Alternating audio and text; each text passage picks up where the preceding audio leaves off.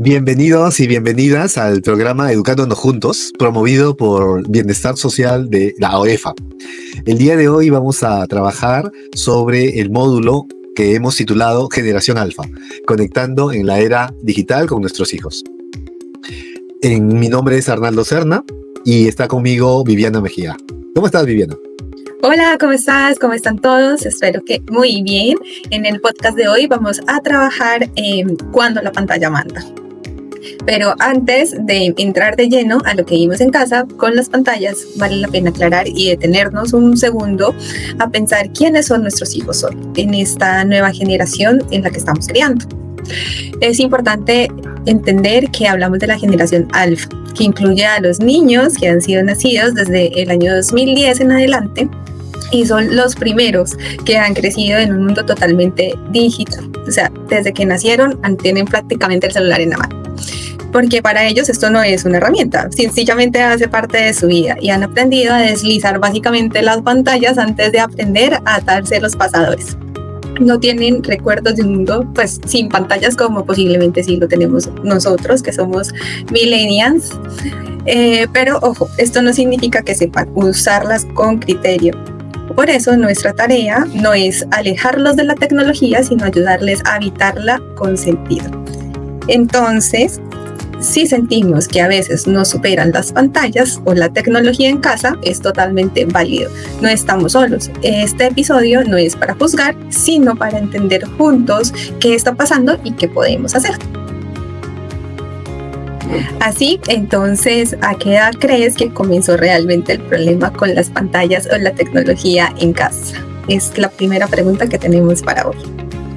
Bueno, en realidad creo que es una pregunta bien interesante, porque no hay una sola respuesta, ¿no? Creo que yo estoy pensando en mis hijos ya son jóvenes, más grandes, y no fue lo mismo para mi hija mayor que para mi hijo menor. A pesar de que la diferencia de edad son 3 años, fue diferente, ¿no?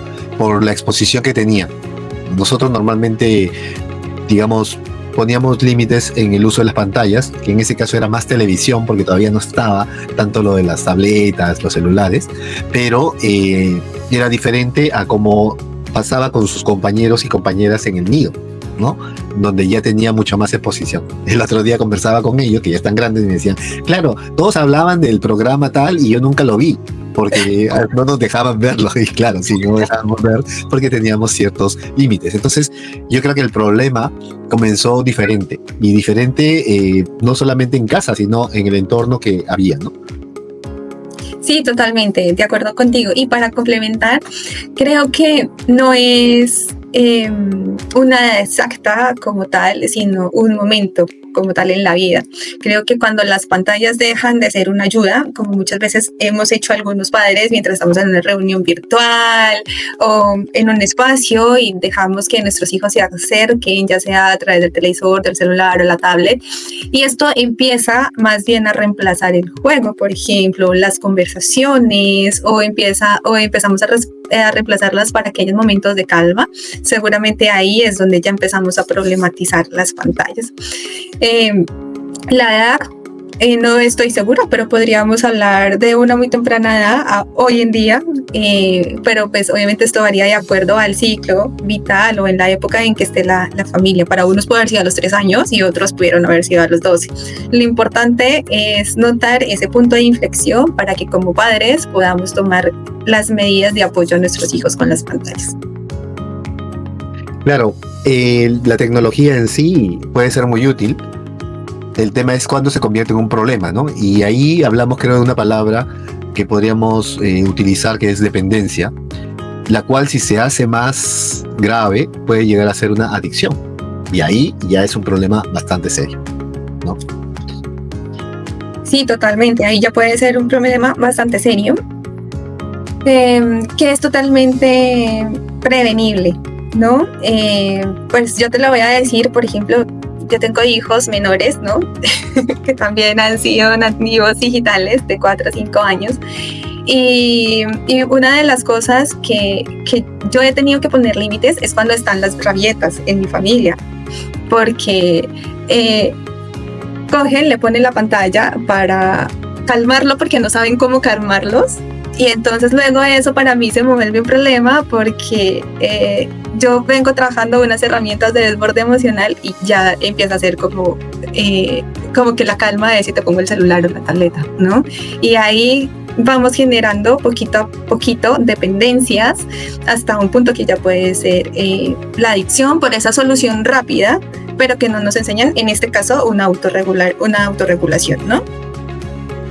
Sí, totalmente. Ahora bien, cuando ya van creciendo y van teniendo sus propios intereses, definitivamente ya los padres y madres, la familia en sí va perdiendo protagonismo, es normal, y son los amigos, las amigas, las que empiezan a ser más importantes. Y entonces los temas, las cosas que hacen, las cosas que comparten ya son diferentes. Y no necesariamente nosotros como padres estamos en la misma sintonía, ¿no? Y eso nos pasa cuando ya nuestros hijos de pronto ya no conversan con nosotros porque los temas que les interesan son otros, ¿no? Y están absorbidos un poco en sus redes, en sus juegos, incluso a veces entran al mundo de las criptos, que es tan apasionante y que uno dice, ¿y eso qué es, no? Entonces hablamos ya, nuestros temas no coinciden, ¿no? Entonces, antes, de pronto, yo estoy recordando, cuando mis hijos eran pequeños, de pronto era más fácil salir a jugar, ¿no? Al parque, jugar pelota, hacer otras cosas, ¿no? Y ya no estaban tan pegados a la pantalla. Pero hoy en día, bueno, de pronto esa sintonía de intereses no es tan fácil de lograr, ¿no? Sí, no, totalmente. Y es que la tecnología hace que estemos presentes en físico, pero no presentes mentalmente. Muchas veces compartimos los espacios en casa y puede ser que si tenemos televisores en distintos lugares o así, o muchas veces uno puede estar en el mismo espacio viendo la tele y nuestros hijos muy seguramente en el celular jugando, viendo videos o haciendo videos también, ¿no? Porque pues ahora con esta realidad hoy en día, con TikTok, por ejemplo, pueden generar contenido para las redes. Entonces, y pues uno como papá se choca y dice, ¿qué estás haciendo? ¿Y para qué? Y eso sí tiene sentido. Y entonces creo que el punto no es el señalamiento y el juzgar, sino buscar un punto de conexión, ¿no? Digamos, hoy en día, a través de WhatsApp, los chicos hablan a través de símbolos y no sabemos de qué están hablando, ¿no? Y ya son estos códigos digitales del lenguaje. Y la forma no es decir, oye, ¿y tú qué estás hablando y qué estás diciendo? Sino buscar tal vez una forma de conexión, ¿no? Yo pensaría en preguntarles, bueno, ¿podrías contarme qué significa esto y qué interesante es este lenguaje y cómo se desarrolla? Y podríamos generar uno propio, buscando siempre esa presencia y esa conexión y no juzgamiento, porque pues cuando somos, y tenemos que ponernos en ese rol cuando éramos adolescentes, que nos chocaba que nos juzgaran, nos chocaba que nos dijeran, nos chocaba el control. A veces deseábamos era más la conexión, ¿no? Pregúntame, indaga. Esos son los momentos que podríamos generar, como explorar esas desde lo que a ellos les interesa desde el mundo digital, porque nos genera cercanía y podemos hacer un mejor acompañamiento a cómo están utilizando las redes y la conciencia del contenido que generan para las redes mismas.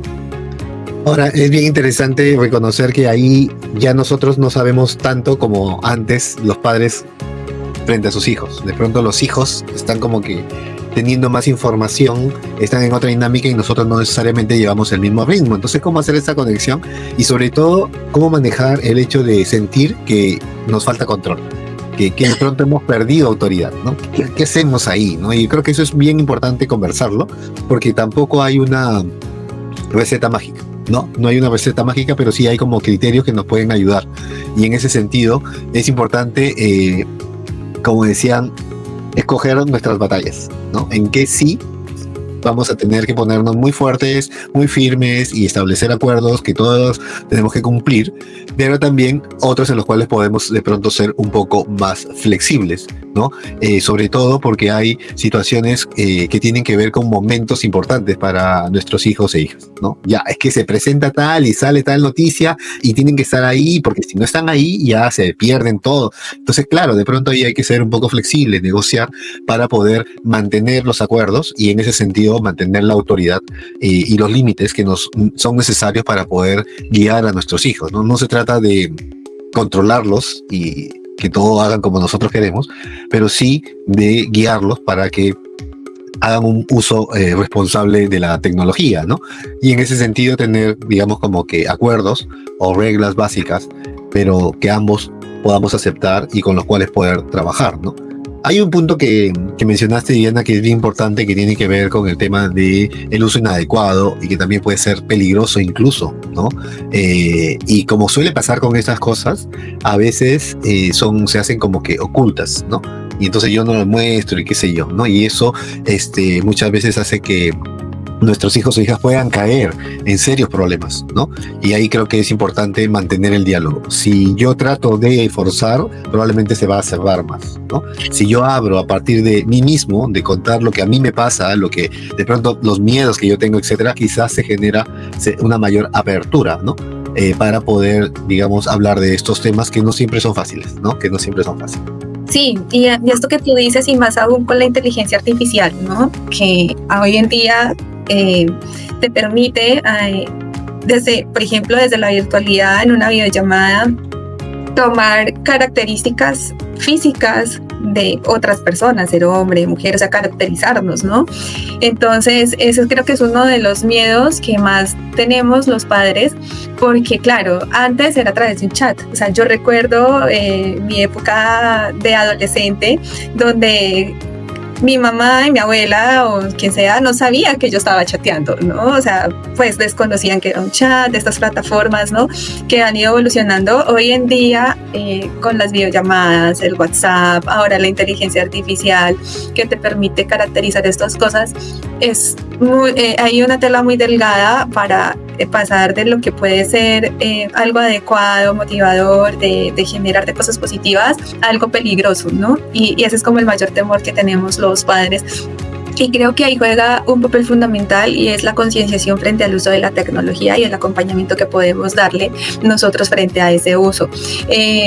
No podemos tapar el sol con un dedo y hay que ser muy claros y decirles los peligros tal y como son. O sea, puede pasar esto, es decir, a través de la tecnología puedes caer en una red de trata.